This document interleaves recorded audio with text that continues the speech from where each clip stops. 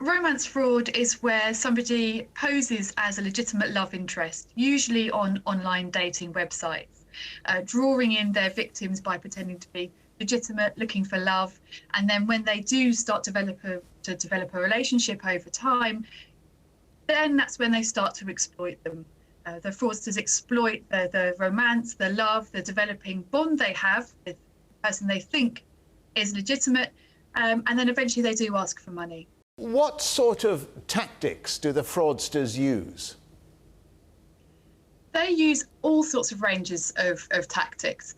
And one of the main things they do is to try and instill a sense of trust in the person who they're talking to. So they reveal little bits about themselves. Of course, all of this is entirely made up, but little bits of information about themselves, trying to replicate or mirror the victim's experiences. So they might say, oh, I've got children or I've got pets. They also say things that make them look a bit vulnerable as well. So we have this idea generally that fraudsters are going to be aggressive, trying to get your money from you. But actually, romance fraudsters do something very different. They show that they're vulnerable. Sometimes they might even say that they've been a victim of fraud themselves in order to try and draw a protective response from the victim. And of course, if you're a victim of this crime, and there's somebody talking to you and they're looking vulnerable, you'd never question their authenticity. It would be cruel almost. So they do lots of things, particularly making themselves feel vulnerable. Something else they do is try and get you off that media site, social media site, online dating site as quickly as possible. This is so they can inhabit your phone, where your friends and your family inhabit as well. So they piggyback on that credibility and trustworthiness in that way too. I mean, the victims are often portrayed as a little bit foolish, a bit romance-struck. Is that fair? No, absolutely not. And this is one of these pervasive negative narratives around romance fraud. And it comes really because people don't have a true understanding of what romance fraud is. The victims don't realise what's going on. So they're making what's seen as good decisions, reasonable, rational decisions, but in a completely distorted reality. And it's that message we need to get across to the public, that these people are not being foolish. And in fact, this crime is a double crime, really, because there's the financial harm that we're all very aware of. But the other harm here is the deep psychological harm, which is born from the fact of somebody who has defrauded you using your very own trust and your very own vulnerability against you.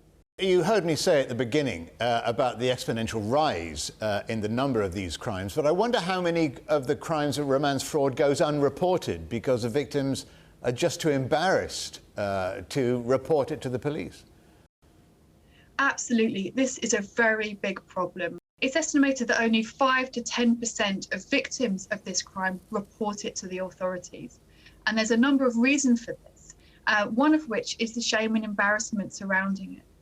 And this is due to these negative narratives around, how could you be so silly? And people feel, oh, I should have known.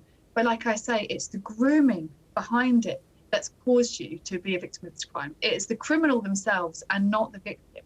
And of course, the more people that report this type of fraud, the better picture we get of how many people are victims of this fraud, but also what it looks like, a better understanding of who the perpetrators are as well. Well, that's what I'd like to know. I'd like to know a little more about the criminal, because this is a long-term con normally, isn't it? So does that mean the criminal, the con man, the fraudster, he is a sociopath to be able to keep up a fraud for such a length of time?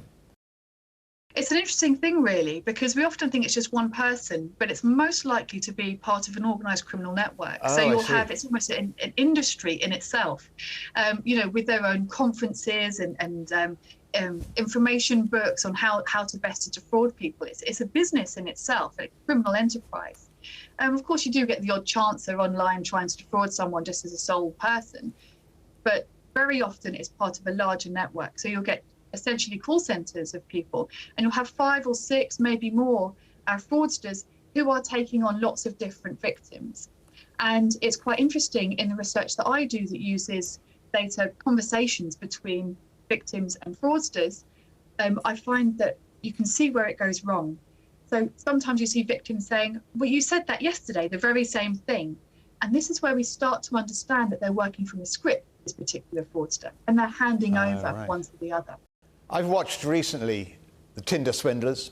I've also watched The Puppet Master. I mean, these are very disturbing programs, and the victims have been hit very hard, although the one woman did get her own back, I'm very glad to say. But is this bringing to the fore, into the public domain, what is normally a very delicate and private subject? Absolutely. We don't hear very much about romance fraud. We hear about other types of frauds in the paper and the news, but romance fraud is very much hidden. And this adds these negative narratives, something that shouldn't be talked about. And yes, these two Netflix series are incredibly powerful in bringing this type of crime to the fore. Although, of course, it's the most extreme cases because it's infotainment, it's newsworthy, it's exciting.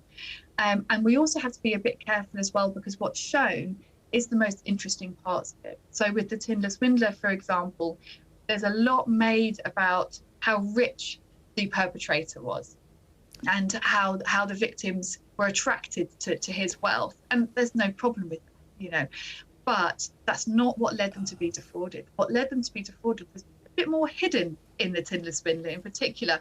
It's the grooming behind it, the romance, the real relationship that was going on there for the victims.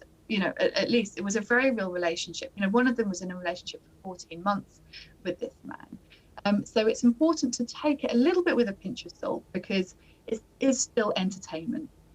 Yes, I understand it. What should people be looking for love, looking for romance, especially with Valentine's Day? What are the warning signs they should look out for?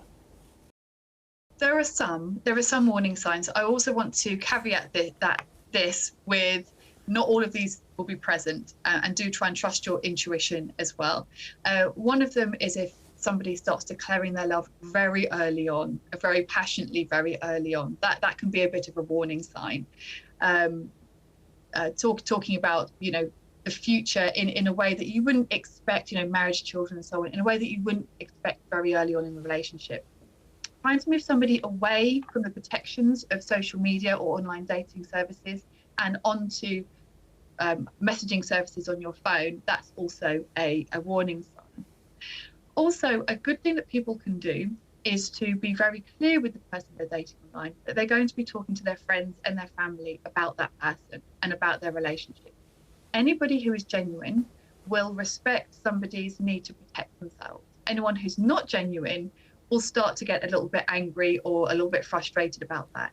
And even if they are genuine and say, no, I don't want you talking about the relationship, that's not somebody you'd want to be in a relationship with anyway. So be really clear with people that you are going to be talking to them. You're going to be talking about friends and family about that relationship. Something people can do as well is a reverse image search of any pictures that you're sent or you have of the person you're dating. That's really useful.